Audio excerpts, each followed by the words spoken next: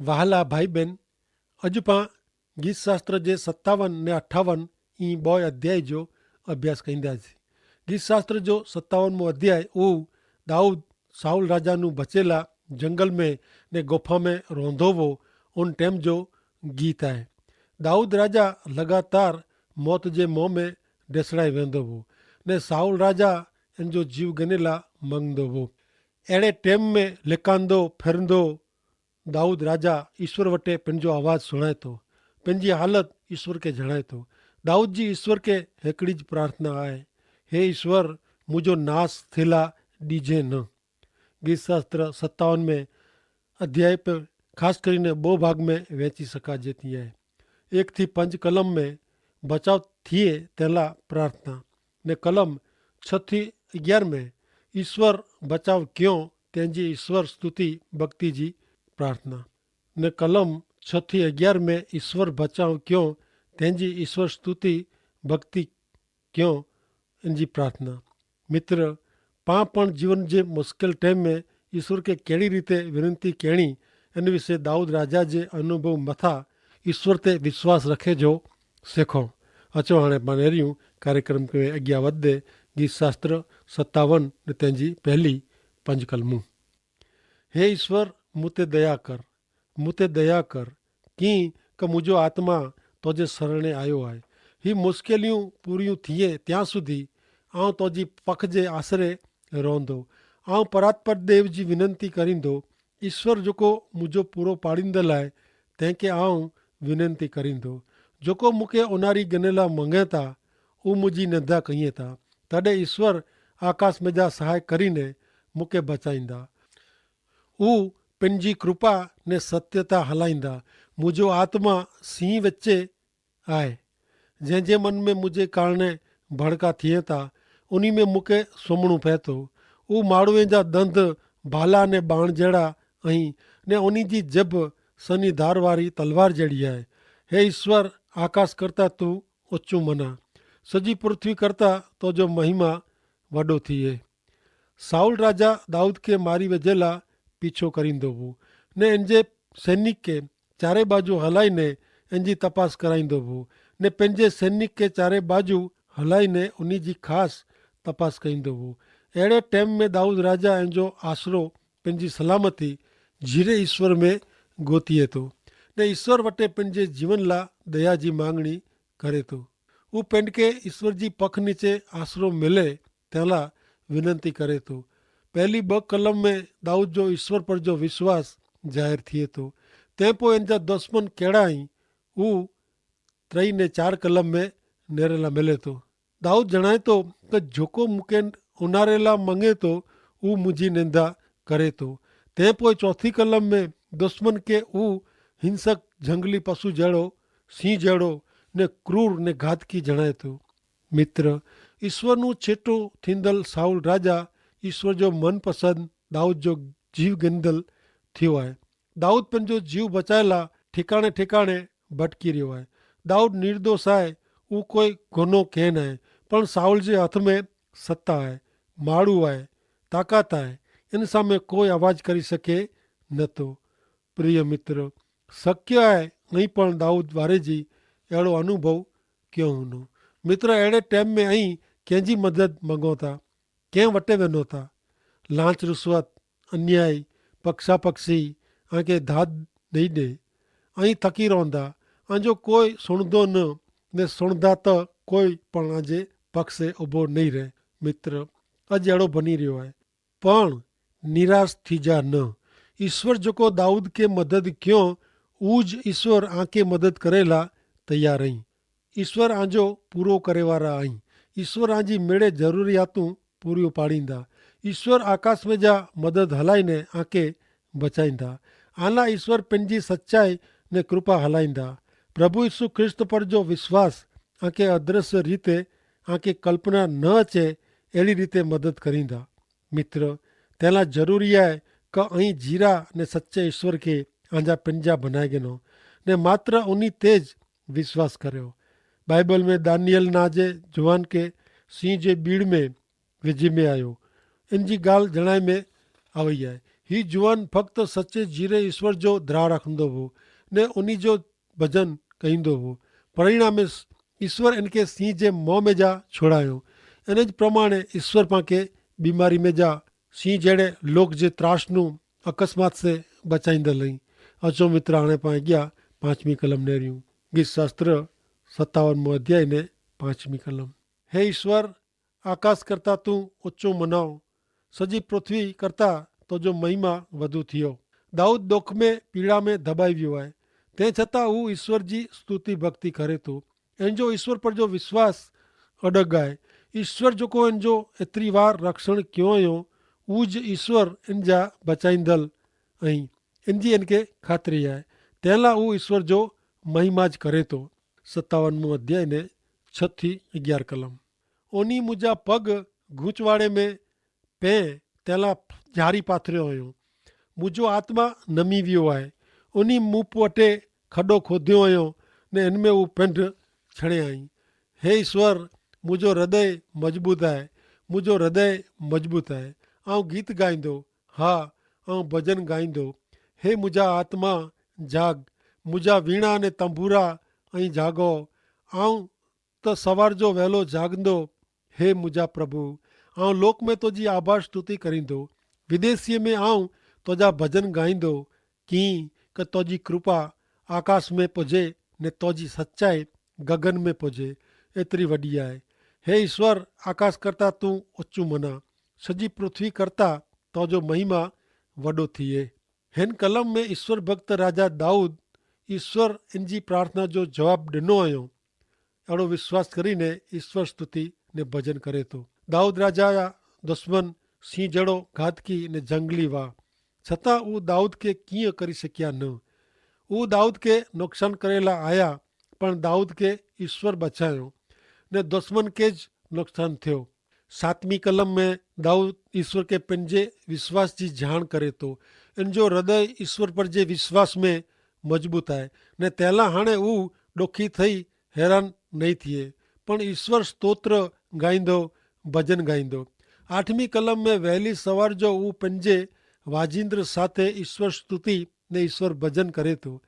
9वीं कलम में ईश्वर भक्त ईश्वर जा करेल कम जग ज़ाहिर करेला जणाए थो ने तंहिं पोइ 10 ने 11वीं कलम में ईश्वर जी महानता प्रगट कईंदे ईश्वर खे ज मान महिमा ॾे थो। प्रिय मित्र, ईश्वर पाके संकट टाणे मदद करींदल हाज़र ने हाज़र रहे अहिड़ा देव आहीं, पण पाण लाइ सवाल उहो आहे कि कहिड़ो मुश्किली में पाण ईश्वर ते विश्वास रखी उन वटे वञूं था, कि ॿिए कोई जॻह को व्यक्ति वटे वञूं था जेको ईश्वर खे पसंदि न आहे, उन जी मदद लाइ दौड़ा दौड़ कयूं था। मित्र, संकट समय हाणे कहिड़ो करींदा। दाऊद राजा पंहिंजी नज़र मात्र ईश्वर ते रखे ने ईश्वर ते पूरो विश्वास रखी ईश्वर तरफ से मिले थी उन जीत जो अनुभव के। मित्र, जीवन जे हर एक संजोग में मात्र प्रभु यीशु ख्रिस्त ते विश्वास रखो। प्रभु यीशु ख्रिस्त कॾहिं आके निराश क हताश कंदा न ने हू आके छॾी ॾींदा न।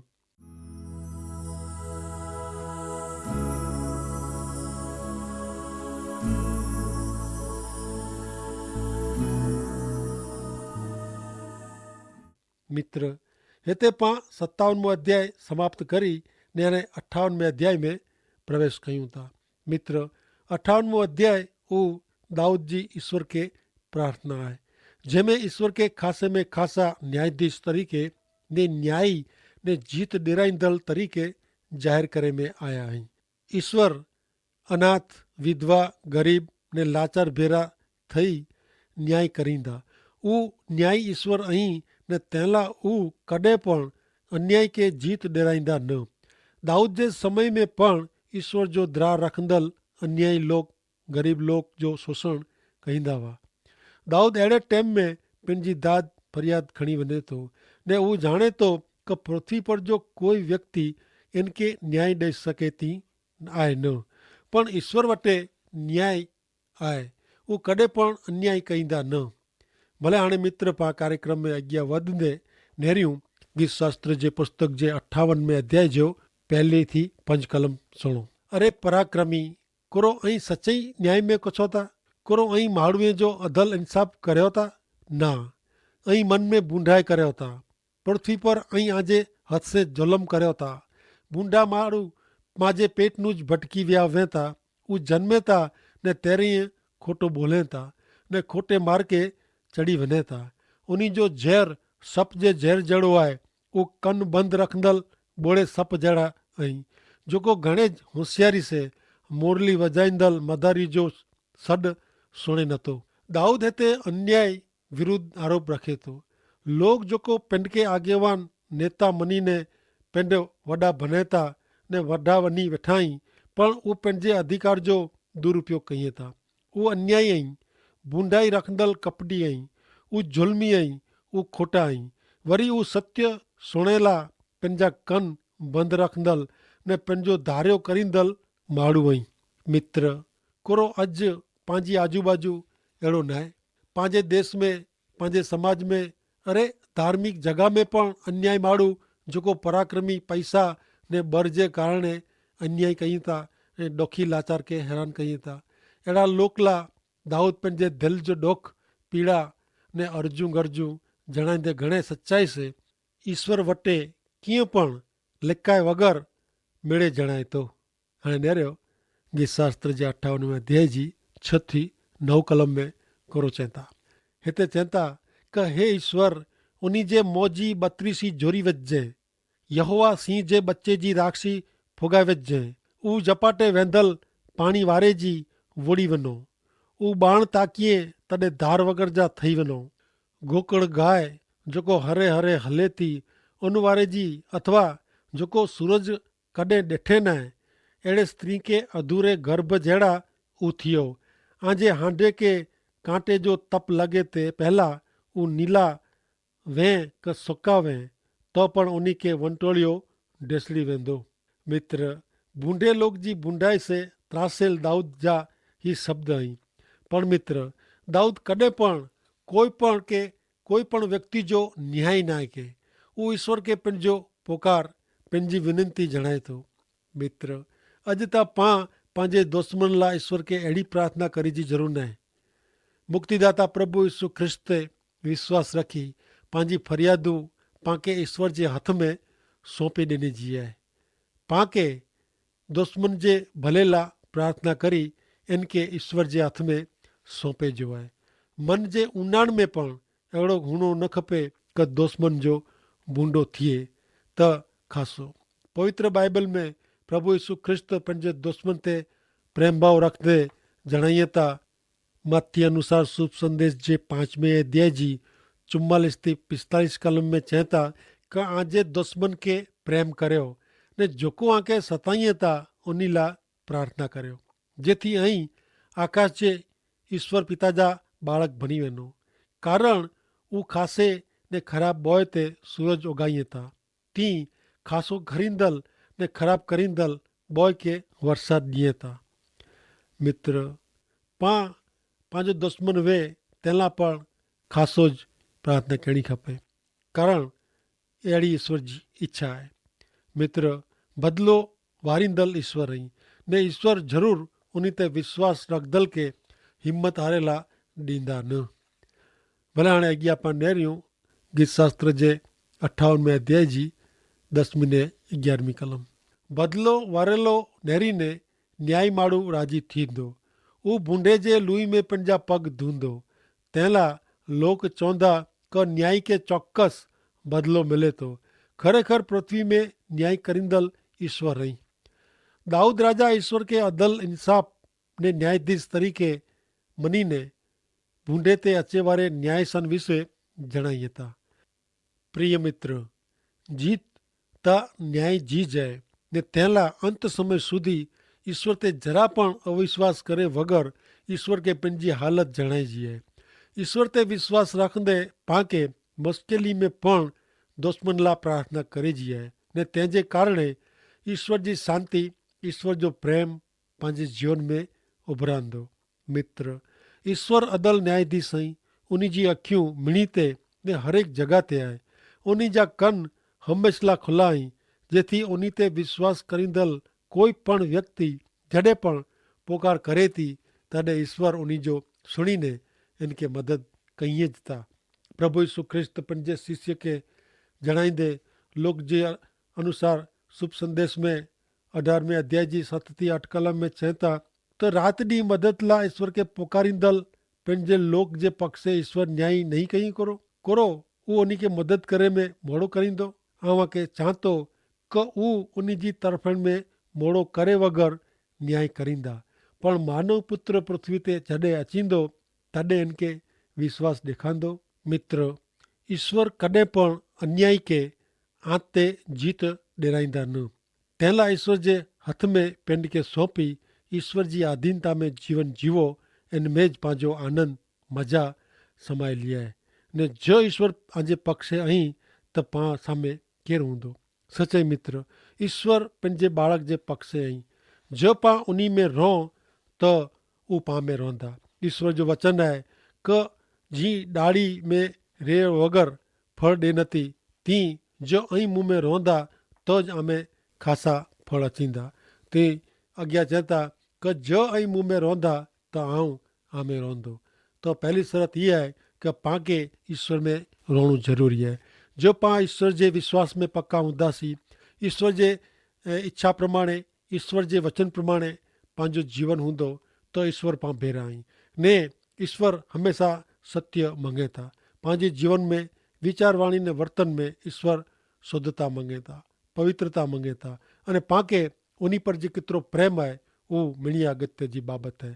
विश्वास करींदड़ लाइ कीअं असक न आहे ने तंहिं लाइ प्रभु यीशु ख्रिस्त चयो क ऐं मूं में रहो ने आऊं आमें रहंदो।